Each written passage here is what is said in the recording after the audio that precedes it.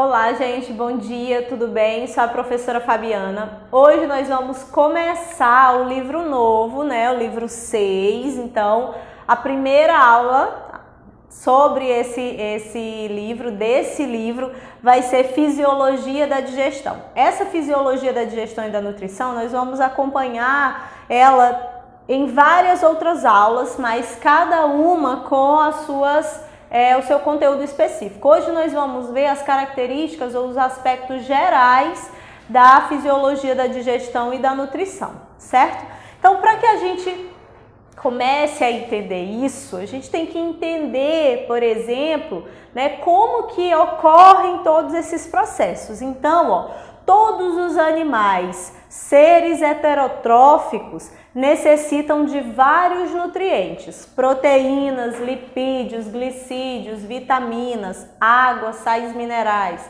Segundo ano, uma dica, corre lá na playlist das aulas do primeiro ano e assistam às aulas sobre proteínas, tá? Que já estão disponíveis lá para vocês, que vocês vão entender qual a importância desses nutrientes, tá? Então, esses nutrientes que eu acabei de citar, eles são chamados de macronutrientes e são importantes para o metabolismo energético, estrutural, de defesa do nosso corpo, tá ok? Então, esses nutrientes, eles encontram-se nos alimentos em uma forma complexa, ou seja, em forma de macronutrientes. Eles precisam ser digeridos, ou seja, quebrados em moléculas menores, mais simples, que são os micronutrientes, que na realidade é a forma que o nosso organismo consegue absorver, tá ok? Aproveitar esses nutrientes. Então, eles precisam ser transformados em moléculas simples, possíveis de serem absorvidas e utilizadas pelas nossas células. Ok? Então, por isso a importância de uma digestão, que é esse processo de quebra, de transformação, e é importante o processo de nutrição, que é, na realidade, a obtenção desses nutrientes pelo nosso corpo, tá ok? E, então, qual é a função desses processos? Incorporar ao organismo água e nutrientes que servem para as nossas necessidades energéticas, ok? Então aqui nós temos alguns processos. Como que isso acontece, né? Primeiro a gente tem que ingerir esse alimento, certo? Então essa ingestão, esse alimento, nesse primeiro passo, ainda está em forma de macromoléculas, de moléculas grandes, certo? Depois de ingerido essas macromoléculas, essas macromoléculas precisam ser digeridas, tá? Quebradas em moléculas menores. E, enfim, a partir dessas moléculas menores, o nosso organismo vai absorver, tá? Para que o organismo vai absorver? Para que a gente possa utilizá-las. Ok? Aí para as várias funções do nosso organismo. Então, nós temos processo de digestão e absorção, né? E quando isso vai ser absorvido, a porção do nosso sistema digestório ou do sistema digestório que realiza esse processo de absorção é o intestino delgado, tá ok? Mas quimicamente, como que é isso? Deixa eu voltar aqui para a gente ir por partes. Então, como que é quimicamente esse processo? Eu tenho uma fórmula química aqui, para vocês lembrarem do Clayton, do Carlinhos também, as fórmulas químicas. Então, eu tenho glicose, oxigênio, gás carbônico, água e energia. A glicose, nós obtemos esse composto, que é um monossacarídeo simples, tá? A partir da digestão, tá? Então, quando a gente se alimenta de alguma fonte de carboidrato que contém amido principalmente, né? Nós estamos ingerindo glicose, açúcares no geral, né? Então, nós estamos ingerindo glicose. O oxigênio, ele é proveniente da nossa respiração, tá? Então, quando eu inspiro, eu levo o oxigênio para todas as minhas células, né? Aí entra também em associação o sistema circulatório, né? O sangue, para poder levar esse oxigênio para essas células, tá? Então, a respiração também entra nesse processo. O gás carbônico e a água também são provenientes da nossa respiração, que aí já são, na realidade, são produtos dessa respiração. E a energia, tá? Então, a energia é o que a gente usa para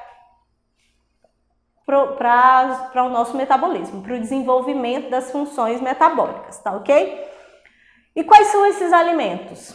Água, sais minerais, vitaminas, glicídios ou carboidratos, lipídios, proteínas e os ácidos nucleicos. Então, aqui, ó, nós temos a famosa pirâmide dos alimentos. E esses alimentos, né, eles são divididos em alimentos energéticos, reguladores, construtores e alimentos energéticos extras. Então, a base da nossa alimentação, ela tem que ser rica em alimentos energéticos, tá? Então, geralmente, carboidratos, fontes de carboidratos simples, de carboidratos bons, tá? Depois, nós temos os reguladores, que são as proteínas, as vitaminas, né? Por último, os construtores, que também entram aí as proteínas, principalmente nesse caso aqui, ó, as proteínas. E os energéticos extras são os lipídios, óleos, gorduras, tá? Então, a gente tem que ter uma alimentação balanceada. Então, sabendo disso, né, quais são esses alimentos construtores, reguladores, energéticos, como que a gente tem que construir, vamos dizer assim, é esse mesmo o termo, construir o nosso prato, como que é um prato bem feito, né? Uma alimentação nutritiva. Então, aqui eu coloquei um exemplo, tá? Então, nós temos aqui basicamente o nosso almoço. Como que nós temos que fazer, montar esse prato para ele ser energeticamente nutritivo, né, pra gente? Nós temos que ter 50% desse prato correspondendo a vegetais crus e cozidos. Por quê? Porque são alimentos ricos em vitaminas e minerais, né? Então, hortaliças, como salada crua, vegetais cozidos a vapor e temperados com azeite de oliva, né? Que é um óleo vegetal rico em nutrientes, tá? Então, e com pouco sal também, né, gente? Vamos maneirar aí a mão no sal para quem gosta de comer comida muito salgada. Então, é muito importante que a gente tenha 50% do nosso prato formado, composto por esse tipo de alimento, tá? Fonte rica em vitaminas e sais minerais, tá? Por que isso é importante? Vitaminas são cofatores no nosso organismo, então eles ajudam a produção e a regulação de muitos outros componentes no nosso corpo, tá? Sais minerais têm funções importantíssimas para o nosso corpo, como por exemplo,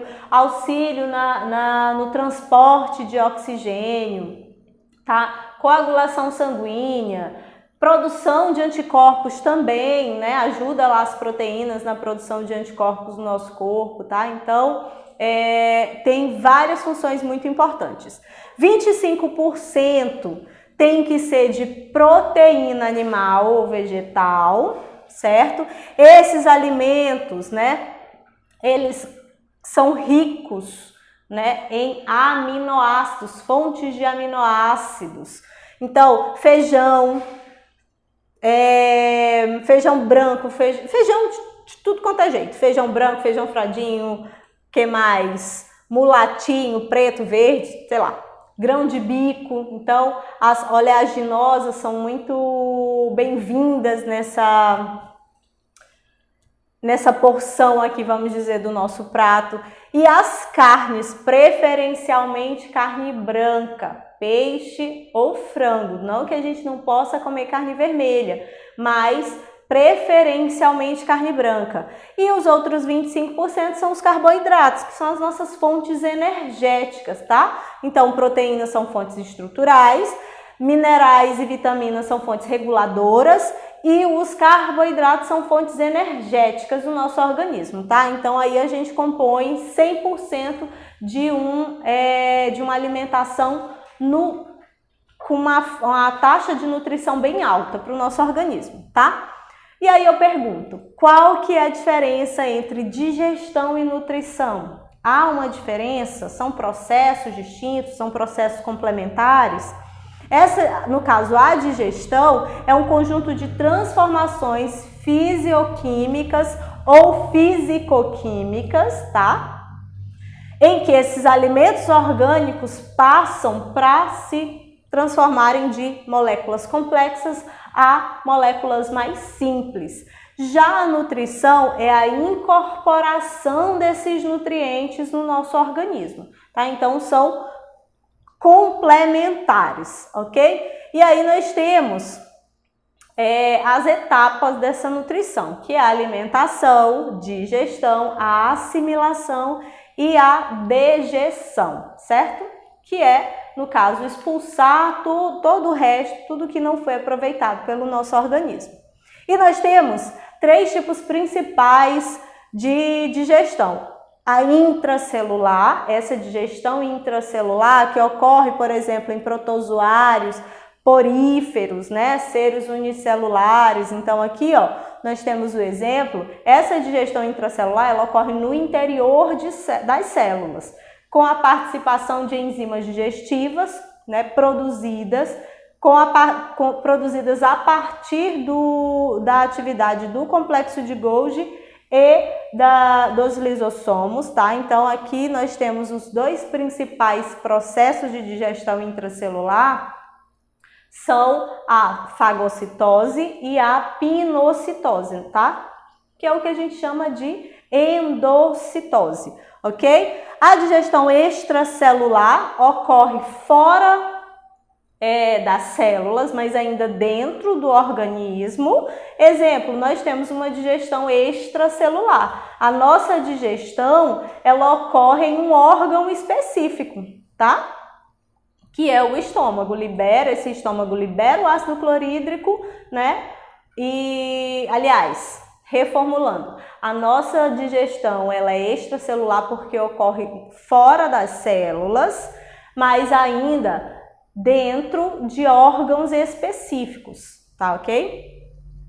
Já a extracorpórea ocorre fora do corpo. Exemplo são os fungos. Então, eu tenho os fungos, esses fungos têm os micélios, então aqui eu tenho o micélio, bem embaixo, né, que é como se fossem as raizinhas do fungo, e esse micélio, ele libera enzimas para o ambiente. Essa enzima quebra as moléculas e quando essas moléculas elas estão bem menores, aí pelo próprio micélio, né, aqui no nosso caso do cogumelo, ele consegue absorver esses micronutrientes.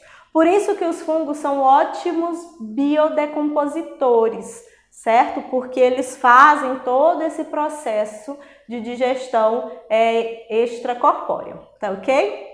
Então, essa foi a introdução da nossa aula, tá? As próximas aulas aí nós já vamos mesmo entender quais são os processos físicos e químicos da digestão, quais são os órgãos que estão envolvidos nela, tá ok? Beijo, até a próxima aula.